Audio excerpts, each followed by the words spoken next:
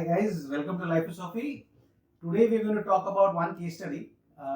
एक पर्टिकुलर मेरे स्टूडेंट का क्वेश्चन आया मुझे. उसने मुझे पूछा कि सर मैं पूरा एफर्ट्स कर रहा हूँ, पूरी मेहनत करता हूँ, फिर भी रिजल्ट्स नहीं आ रहे. कितना भी कोशिश करूँ तो भी जैसे मुझे चाहिए वो रिजल्ट्स नहीं आ रहे. तो मैं प्रे कर रहा हूँ, मैं एफर्ट्स कर रहा हूँ, मैं कोशिश कर रहा हूँ, मैं ट्राई कर रहा हूँ, सब हाथ पैर मार रहा हूँ, पर this simply seems to be no result. कुछ भी नहीं हो रहा है. सो क्या करूँ इस केस में? तो I know many of us, हम बहुत सारे लोग इस सिचुएशन से जाते हैं कि जब हम चाहते हैं कोई चीज़ को करना और उसे अचीव करने के लिए हम बहुत एफर्ट्स करते हैं, बहुत मेहनत करते हैं, लेकिन फिर भी रिजल्ट्स आते ही नहीं हैं. कितनी कोशिश करने के बावजूद नहीं आते. तो ऐसी सिचुएशन में see there are only two things you can do. One thing is आप या तो उसको छोड़ सकते हो और कोई दूसरा रास्ता देख सकते हो, या तो फिर उसी कोर्स पे आप एफर्ट्स करते जा सकते हो. There is no third option. Third option that you try to take would be आप अपने आप को बर्बाद करो, फ्रस्ट्रेट होते जाओ, या ऐसे कुछ डिसीजंस लो जिससे आप अपने खुद पे या किसी और को तकलीफ में डालो, या क्रिएट करो, या अपना रिवोल्ट क्रिएट करो. मतलब हम नेगेटिव सिचुएशंस हो सकते हैं. दूसरा एक जो पॉजिटिव अप्रोच हो सकता है वो है एक्सेप्टेंस. आपको पहली बात तो एक्सेप्ट कर लेना चाहिए कि शायद अगर आप उसको बहुत कोशिशों के बाद भी चीज़ अगर नहीं हो रही है, तो द फैक्ट इज आपको पहले starting point is you accepted कि ठीक है, शायद बेस्ट ऑफ माई एफर्ट्स के कारण भी ये नहीं हो रहा है. Nature has something else in mind, we do not know. तो या तो मैं इसे कंटिन्यू करके एफर्ट्स करते रहूं, या कोई दूसरे डायरेक्शन में जाऊं. दूसरे डायरेक्शन में जाने के लिए भी क्वेश्चन है कि वहां पर भी वो होगा नहीं होगा, कैसे पता क्या होगा. सो इन दैट की situation I would always say कि आपको ऐसी सिचुएशन में जो आप एफर्ट्स कर रहे हो वो करते रहो, प्लस आप कोई अगर और आपको अपॉर्चुनिटीज दिखती है तो उसमें कोशिश किया करो. अपना बॉटम लाइन इज आपको अपना एफर्ट्स चालू रखना है. If you you know give up doing your efforts, अगर आप अपना एफर्ट्स करना बंद कर दोगे और फ्रस्ट्रेशन और नेगेटिव मोड में जाओगे, तो वो उससे आप अचीव करने से ज़्यादा आपको नुकसान ही होगा, और उससे आपको आपका जो ड्रीम है वो अचीव भी नहीं कर पाएंगे. बिकॉज ऐसे हो सकता है कि कोई चीज़ों में जैसे होता है कि पत्थर टूटने के लिए 1000 घाव लगते हैं, लेकिन एक घाव से टूट जाता है.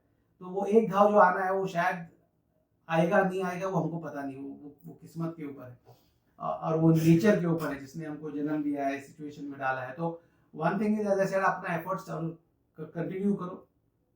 कोशिश करो कि आप अपने एफर्ट्स करते करते और भी अपॉर्चुनिटीज की तरफ देखें, उसमें भी कोशिश करें. अगर कोई और लाइन आपको दिखने लग जाती है तो डोंट बी सो एडमेंट कि नहीं ये करना है और कुछ करना ही नहीं है. तो कोई अपॉर्चुनिटीज आती भी होंगी, दूसरा अच्छा रास्ता नेचर आपको दिखाता होगा, तो वो आप नहीं देख रहे हो. ऐसा नहीं होना चाहिए. इसलिए आप अपना एफर्ट्स चालू जारी रखते हुए keep an open mind to look at the opportunities.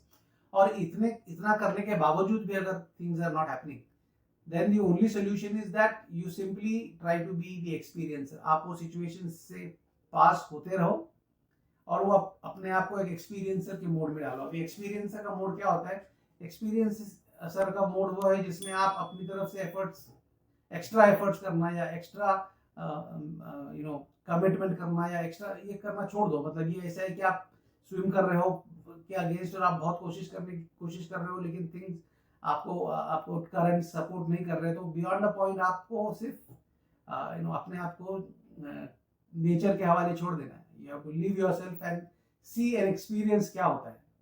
It में हैपन कि नेचर आपको फ्लो करके सेव करके किसी और डायरेक्शन में ले जाएगा, या कुछ और ऑप्शंस दिखाएगा, या how it will take you towards your destiny.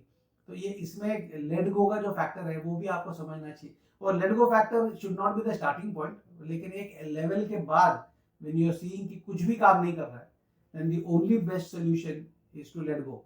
आपको अपने आप को नेचर के हवाले छोड़ के अपना एवरीडे जिस तरह से आ रहा है, जो सिचुएशन हो रही है, अपने आप को simply you have to go with the flow and experience it.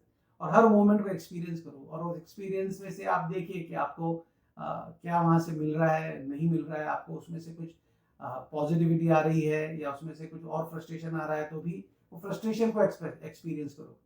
वो दुख हो रहा है तो दुख को एक्सपीरियंस करो.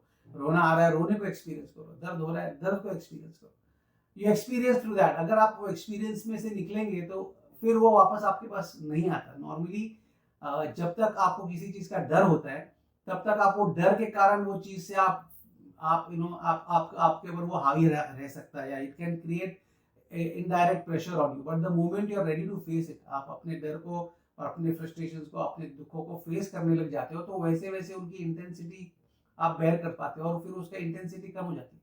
और जैसे ही वो इंटेंसिटीज कम होने लगती है, you are able to see it through. जैसे जब पूरा फॉग होता है और कुछ भी नहीं दिखता है, तो उसमें क्या करना चाहिए? एक तो आप उसी जगह खड़े रहो, और वो फॉग अगर नहीं जा रहा है और अगर आपको पहुंचना ही है तो आप धीरे धीरे आगे बढ़ो। जैसे जैसे आप आगे बढ़ोगे, भले आपको छोटा सा डिस्टेंस दिखेगा, छोटा सा 1 स्टेप एट अ टाइम दिखेगा, बट ठीक है, वो 1 स्टेप देखते देखते आप आगे बढ़ने लग जाओ। धीरे धीरे धीरे धीरे as you go nearer, you will see that the fog will end to clear.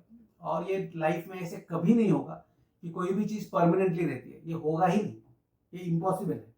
Her situation का एक स्टार्टिंग पॉइंट रहता है तो एक एंड पॉइंट भी होता है।